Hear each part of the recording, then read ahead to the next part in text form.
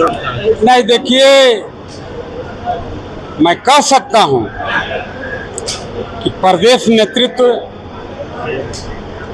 मान्यवर प्रथम मुख्यमंत्री आदरणीय बाबूलाल मरांडी जी ने और संगठन मंत्री आदरणीय करमवीर जी ने हमें इस गढ़वा रंका विधानसभा की विशेष जिम्मेवारी देने का काम किया है। उन्होंने हमसे यही आशा और उम्मीद जताया है कि भाई झारखंड में किसी एक विधानसभा में अगर सबसे ज़्यादा भाजपा को वोट मिले तो हम चाहते हैं कि वह विधानसभा गढ़वा रंका विधानसभा और आपका हो। चूँकि आप गरीब गुरबा की आवाज़ बनते रहते हैं, लड़ते रहते हैं। हम पर 4 मुकदमा दर्ज हुआ है। 353 का मैं आरोपी हूँ। यहाँ के मंत्री ने जाकर के सशरीर हम पर मानहानि का मुकदमा किया। मैं कोई गाय चोरा के भाग गया, किसी का बकरी चोरा के नहीं भाग गया। इन गरीब गुरबा के लड़ाई लड़ते लड़ते हम पर मुकदमा होते रहे और मैं उन मुकदमा से बेपरवाह रहा और गरीब गुरबा की लड़ाई लड़ता रहा। आज का देखिए यह बैठक एज ए संयोजक गढ़वा रंका विधानसभा, मैंने सभी पंचायत अध्यक्ष, पंचायत के संयोजक, सह संयोजक को मैंने एक मीटिंग बुलाया था। अभी लोग लंच कर रहे हैं। लंच के बाद मैं इनको एक तारीख दूंगा। मेरा 19 तारीख से एक दिन नॉमिनेशन को छोड़ दीजिए, बाकी अनवरत अपने गढ़वा रंका विधानसभा के हर गांव, हर पंचायत में मैं मोदी जी के संदेश को पहुंचाऊंगा।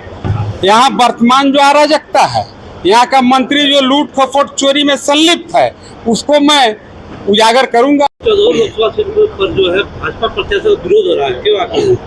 नहीं, देखिए, चाहे धनबाद हो, चाहे चाईबासा हो, चाहे चतरा हो, तो उसमें क्या होता है कि आप आगे रहेंगे?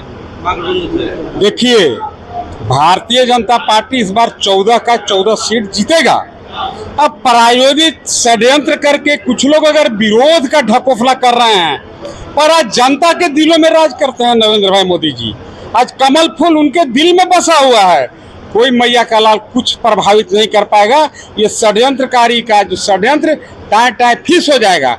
और जहां तक आपने स्पेसिफिक धनबाद का नाम लिया, मैं आपको दावे के साथ कह सकता हूं, वहां पर भारतीय जनता पार्टी ने जिन्हें प्रत्याशी बनाया है, आदरणीय डुलू महतो जी को प्रत्याशी बनाया है।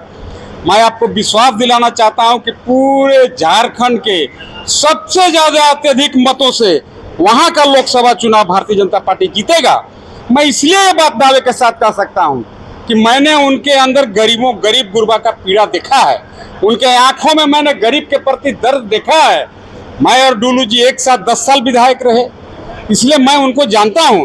आज वही लोग कह रहे हैं कि डुलू महतो जी नहीं जीतेंगे, वही सामंती ताकत जिन्होंने पिछले कई दशक से धनबाद लोकसभा पर अपना कब्जा जमाया था, वही माफिया राज, आज वैसे ही लोग डुलू जी का विरोध करते हैं। मैं एक दिन अखबार में भी देखा कि भाई कुछ लोग कहते हैं डुलू जी पर बहुत मुकदमा है। अरे मुकदमा तो सत्येंद्र तिवारी पर भी है। जिस व्यक्ति के सार्वजनिक जीवन में अगर कोई मुकदमा नहीं है, इसका मतलब वह व्यक्ति कभी गरीब गुरबा के पक्ष में कोई लड़ाई नहीं लड़ा। सरकार के विरुद्ध खड़ा होकर के गरीब गुरबा की लड़ाई अगर आप लड़िएगा, आपको मुकदमा झेलना पड़ेगा।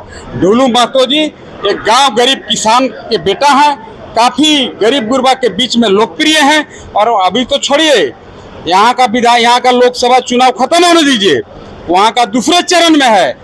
मैं आपके माध्यम से भी धनबाद लोकसभा के गढ़वा पलामू के रहने वाले सभी मतदाताओं से मैं निवेदन करता हूं, क्योंकि धनबाद लोकसभा में गढ़वा पलामू के कम से कम 50,000 वोटर रहते हैं।